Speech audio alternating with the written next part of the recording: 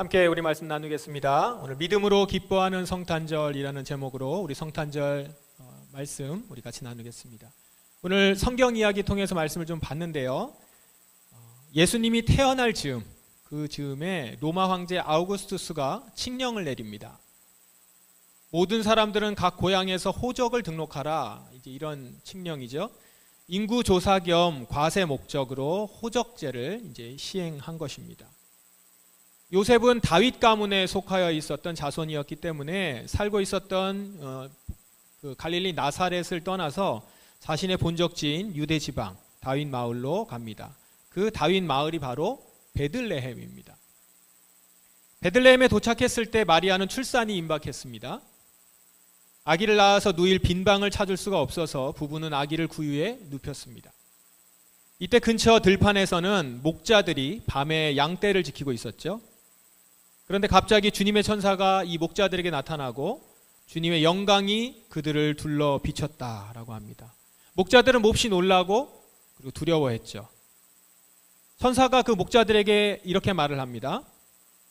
두려워 마라. 모든 백성을 위한 큰 기쁨의 소식을 가지고 왔다. 오늘 다윗의 마을에 너희를 위하여 구세주가 태어나셨다.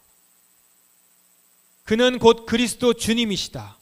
포대기에 쌓여 구유에 누워있는 아기를 볼 것인데 이것이 너희에게 주는 증거이다. 천사의 이 말이 끝나자 갑자기 많은 하늘 군대가 나타나서 하나님을 찬양했다라고 합니다. 높은 곳에서는 하나님께 영광, 땅에서는 하나님께서 기뻐하시는 사람들에게 평화. 자, 지금 우리가 성경 이야기를 통해서도 보았고 제가 지금 이렇게 말씀을 드렸는데 이 광경을 여러분 실제로 본다고 한번 생각해 보십시오. 이게 얼마나 신비하고 경이롭겠습니까? 물론 뭐 두려울 수도 있겠지만 아주 신비하고 경이로운 경험입니다. 천사들이 하늘로 사라지자 목자들은 천사가 말한 일이 진짜 일어나는 것인지 확인하기 위해서 서둘러 베들레헴으로 들어갑니다. 그리고 거기서 마리아와 요셉, 구유에 누인 아기를 이제 보았습니다.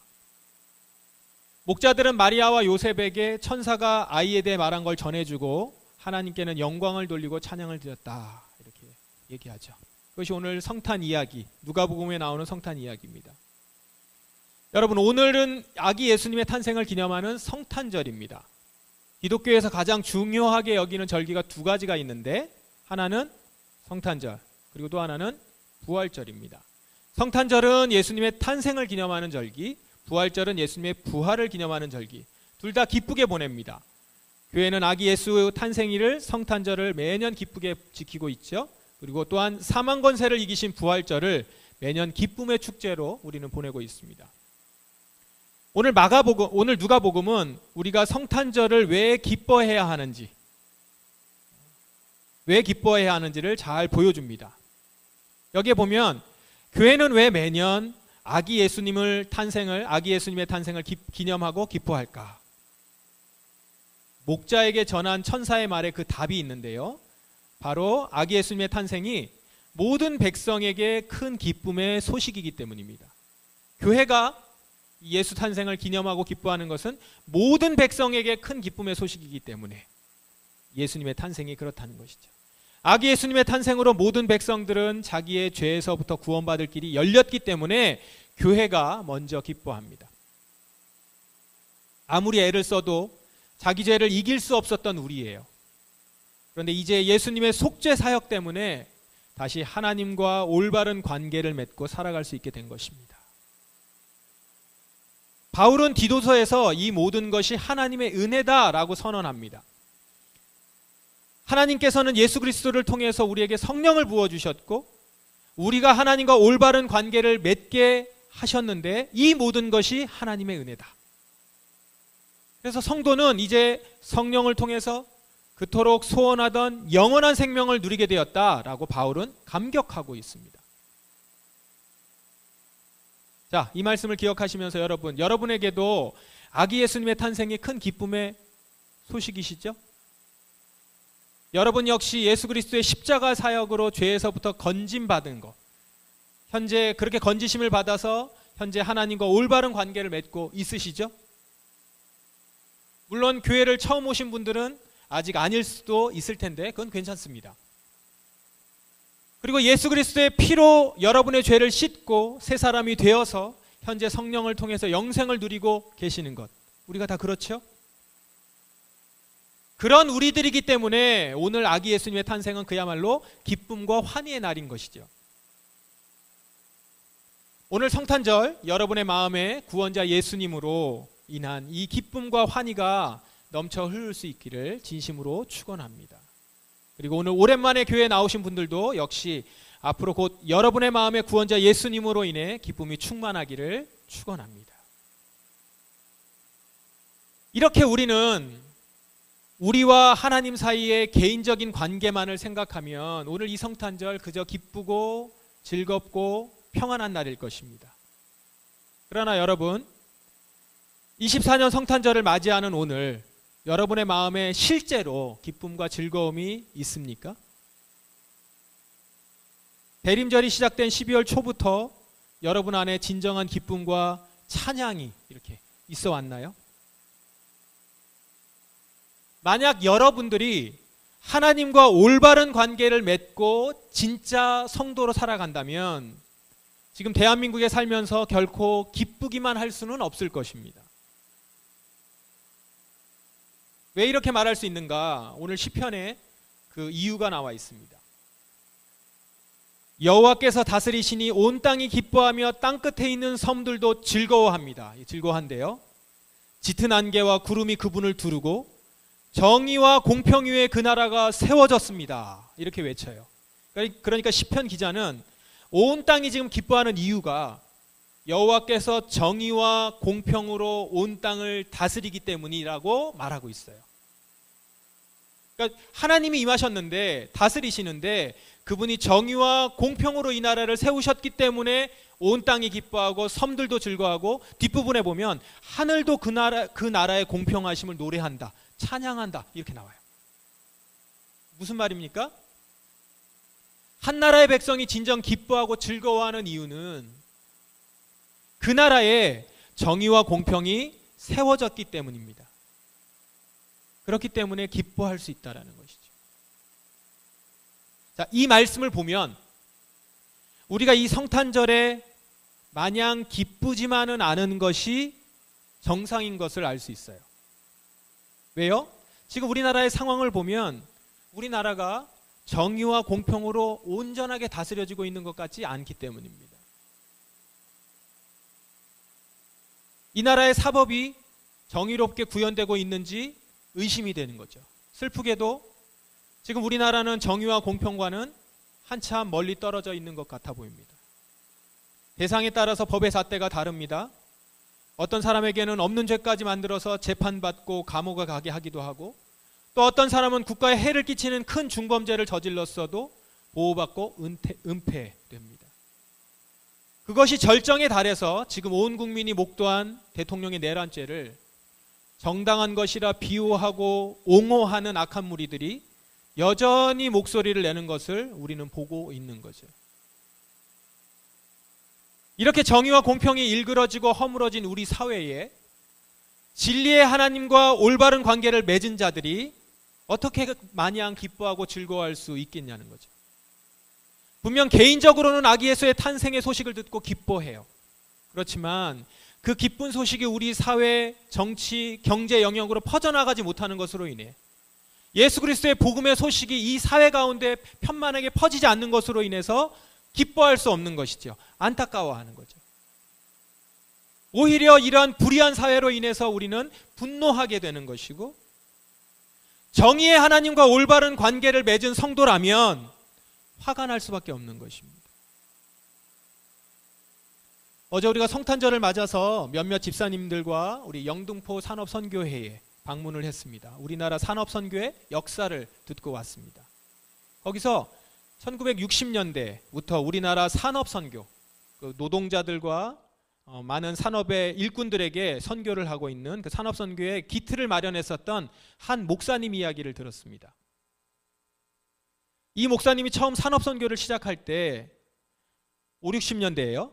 대학 나온 이 젊은 감독관들이 중졸, 고졸, 고졸까지도 아니에요. 중졸, 국졸, 중졸 이 여공들을 함부로 대하고 무시하고 이런 것을 보면서 화가 났대요.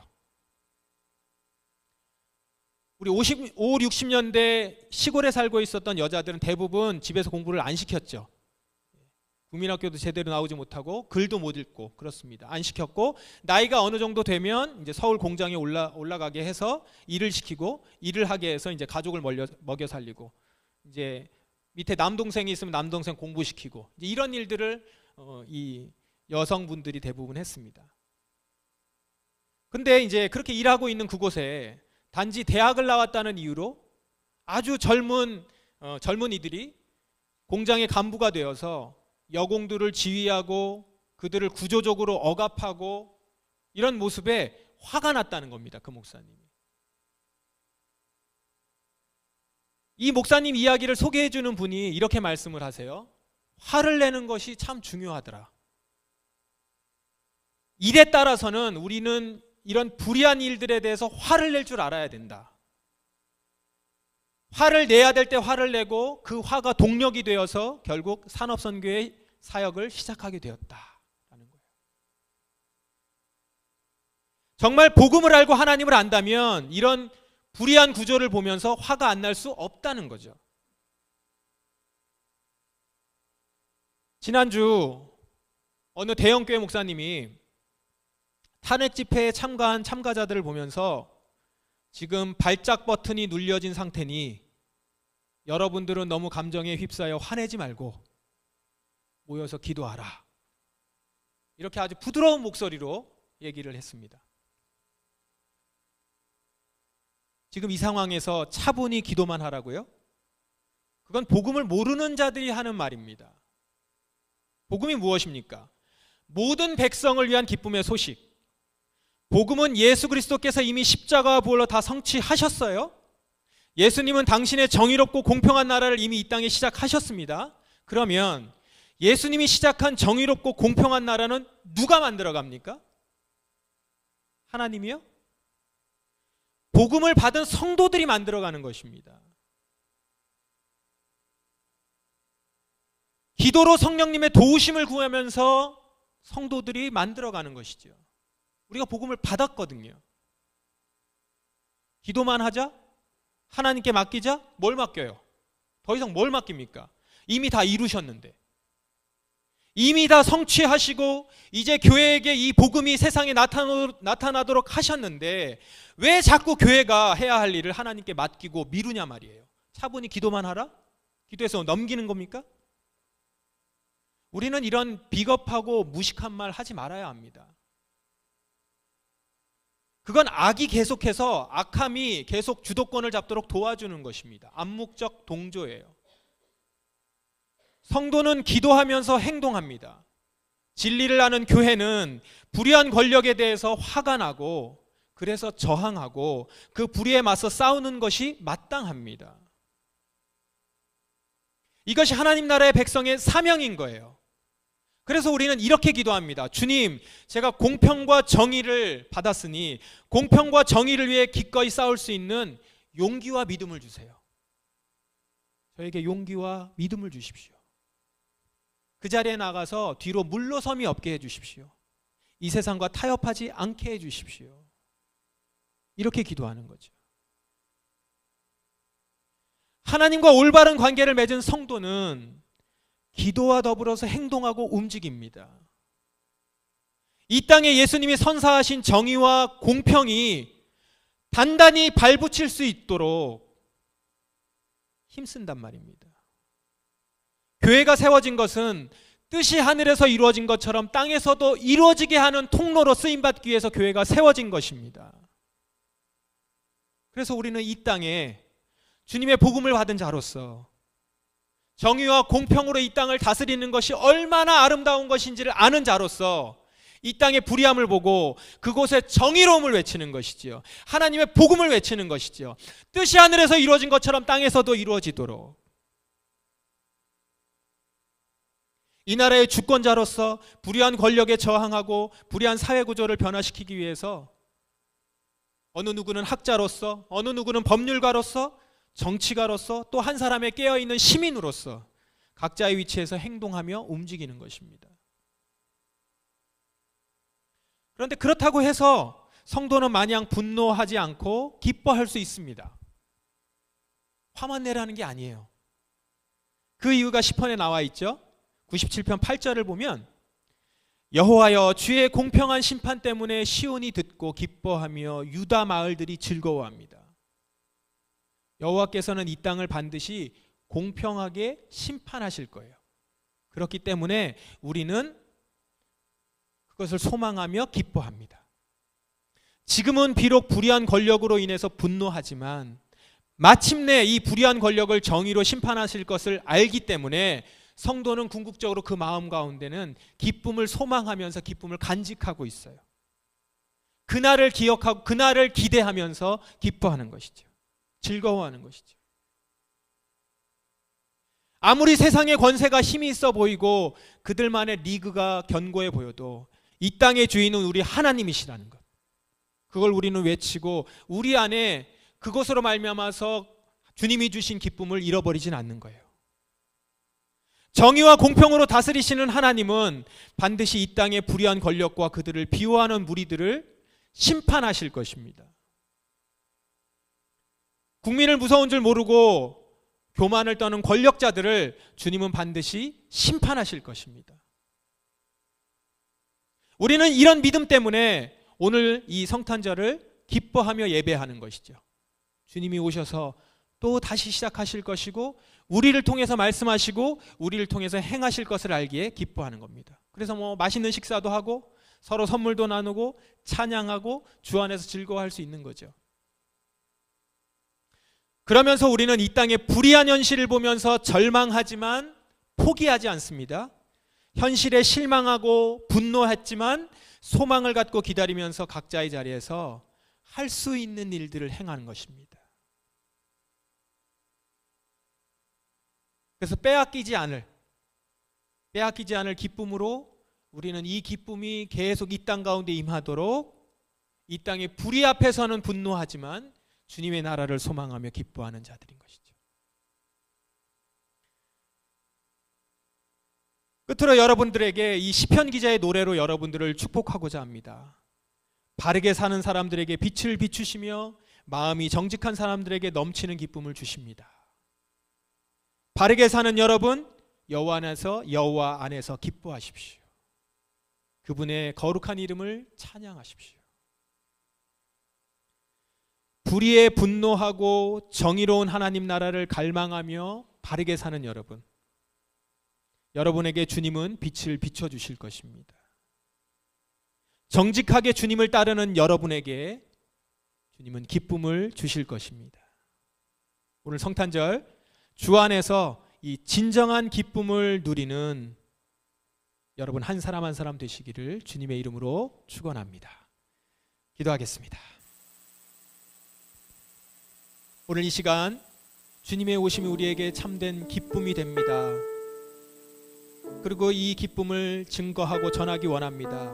이 세상 어둡고 또한 여전히 불의한 자들이 권력을 쥐며 자기의 오름을 따라서 살아가는 그곳에 주님의 다스림이 시작되었노라 외치며 주님의 정의와 공평이 이 땅 가운데 편만해지기를 원하노라 외치는 우리가 되기를 원합니다. 그렇게 세상을 향하여서 불의 앞에 분노하며 또한 주님의 다스림을 기뻐하며 외칠 수 있는 자가 되기를 원합니다. 주여 제게 정의와 공평의 다스림으로 함께 하셨사오니 이제 제가 그 일을 행할 수 있도록 용기와 힘을 주소서. 다 같이 통성으로 기도하겠습니다.